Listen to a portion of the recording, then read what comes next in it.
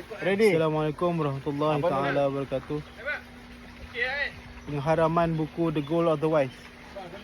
Pada saya satu yang mengejutkan. Satu yang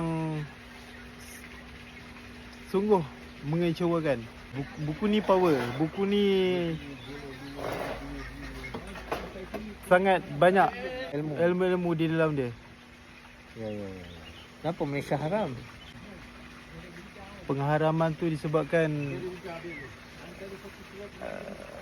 politik yang takutkan kuasa, dan pada saya benda ni sangat rugi untuk orang Malaysia.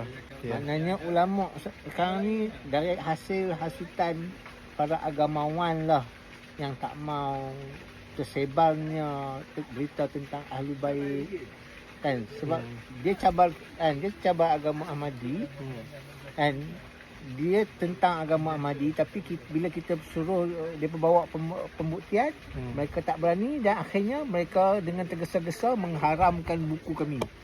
So jadi anda telah menggadaikan dunia dan akhirat anda pada ulama-ulama yang penakut macam ni. Baik, terima kasih. Okey kan? Okey ya.